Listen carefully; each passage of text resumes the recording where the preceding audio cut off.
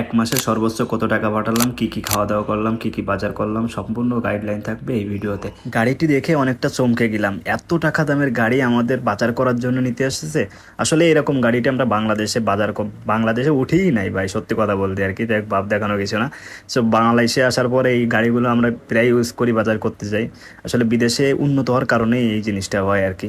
So আমরা কিছু সময় গাড়ির ভিতরে থাকার পরে আমরা চলে আসলাম কেলাঙে আসার পরে আমাদের যে কাজগুলো আমরা আগে বিবেচনা করতেছি কোনটা আগে করবো। এর জন্য আগে রমজান বললো যে কি ভাই আমরা টাকাটা পাঠাই দিই বাড়ি, টাকাটা পাঠাই দেওয়ার পরে তারপরে বাদ বাকি কাজগুলো আমরা করি। সো আমরা প্রথমে একটা মানি ট্রান্সফারে গেলাম, ওইখানে দেখার পরে আমরা টাকার রেটটা ভালোই ছিল। তারপরে চলে আসলাম এটিএমে এসে কিছু টাকা উঠালাম। আসলে টাকাটা আমি পাঠাবো না, আমি অল্প নিজের জন্য কিছু টাকা উঠালাম। আর রমজানের হাতে যে টাকাটা দেখতেছেন এখানে 1,60,000 টাকা, সে বাড়ি পাঠাচ্ছে এই টাকাটা। সো টাকা পাঠানোর পরে আমরা এসে কিছু খাওয়া দাওয়া করলাম। খাওয়া দাওয়া করার মাঝে দেখি বৃষ্টি, তো বৃষ্টির একটু কিছু শট নিলাম। তো এখান থেকে আমরা চলে আসলাম সোজাসুজি মাইডিনের ভিতরে, এটা কেলাঙের অবস্থিত মাইডিন। সো এখানে অনেকটাই কম দামে পাওয়া যায় আর সব সবজিগুলোই হয়তো বা টাটকা। সো আমরা এখান থেকে কেনাকাটা করি সব কিছু। তো আজকে সব কিছু দেখতেছিলাম এখানে কোন জিনিসটার দাম কেমন। সো সব কিছু দেখার পরে ডিসাইড করলাম যে কি কি নিতে হবে। তো কিছু শসা নিলাম, শসার প্রাইসটা আজকে খুবই কম ছিল। টমেটো নিলাম, টমেটোর দামটা একটু বেশি ছিল। টমেটো কিন্তু ফ্রেশ ছিল দেখতে আর কি। হঠাৎ করে আমার নিচেই চোখ যায়, যে চোখটা তো ভাই কপালে উঠে যাওয়ার কথা। কারণ এই হলুদগুলা আমরা বাড়িতে যেভাবে চাষ করি আর এর দাম এত টাকা, যেটা বাংলা টাকায় প্রায় 200 টাকা করে এই জায়গা পার কেজি হয়তো বা দেখালো। আসলে অনেক বেশি দাম। তারপরে আসলাম শুটকি মাছ নিতে চেয়েছিলাম, কিন্তু দাম দেখার নিলাম না, প্রায় 30 রিঙ্গিত, যেটা বাংলা টাকায় প্রায় 900 টাকা হয়ে যায়। সো এর জন্য চলে আসলাম এই পাশে, এমনি কিছু মাছ নেব। সো চিংড়ি মাছ নিলাম এখান থেকে, তারপরে গরুর মাংস নিলাম, তারপরে একটা মাছ নিলাম, সামুদ্রিক মাছ নিলাম। সো এইগুলো প্রাইস তো এখানে লেখাই আছে পার কেজি। কোনোটার দাম ছিল 12 টাকা, কোনোটার দাম ছিল 9 রিঙ্গিত।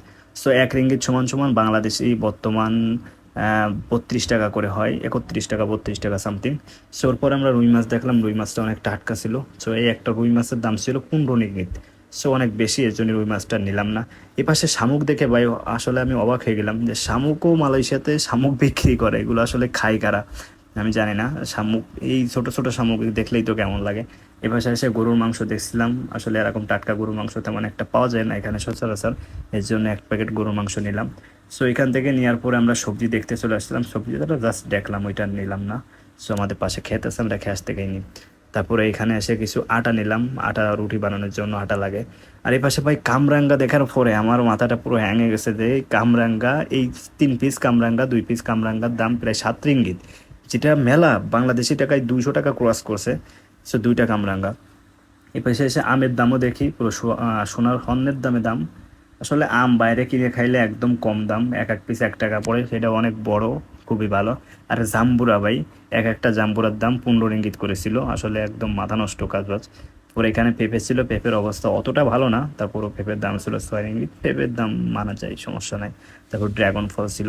সো আমরা এখান থেকে শপিং করা মানে বাজারঘাট করার পরে আমরা উপরে চলে আসলাম, যে আমাদের কিছু কিনতে হবে, আপনার রুমের যে জিনিসগুলো লাগে আর কি। সো আমাদের আসার পরে এখানে আসার ভাইয়ের সাথে দেখা হয়ে গেলো, আমাদের খুবই পরিচিত এক ভাই। তার সাথে দেখা হওয়ার পরে এই যে জিনিসগুলো সে কিনছে, বললো যে কি ভাই এগুলো তো একদম অফার দিচ্ছে, এই জিনিসগুলো খুবই ভালো হবে। সো তোমরা চাইলেই নিতে পারো। যেই বলা সে আমরা এটার সাথে সাথে চলে গেলাম। সো রমজান যে এখানে পরীক্ষা করে দেখতেছিল যে এখানের দাম কেমন, কেমন বিস্তারিত সব আর কি। সো দাম দেখলাম ঠিকঠাক আছে। সো আমরা কিছু শপিং করলাম এখান থেকে, মানে বাজারের, আজকে যেহেতু আমরা বাজারে রিলেটেবল জিনিস কিনবো এই জন্য আর কি এখানে এসে সব বাজারের ভিডিও আপনাদের দেখাচ্ছি। সো প্রত্যেকটা জিনিসের দাম মাইডিনে অন্য জায়গার তুলনায় খুবই কম। সো আপনারা মালয়েশিয়ার ভিতরে এরকম আপনাদের যে অঞ্চলে থাকেন ওইখানে মাইডিনে কেমন দাম, তো অবশ্যই আপনারা জানলে অবশ্যই কমেন্টে জানাবেন।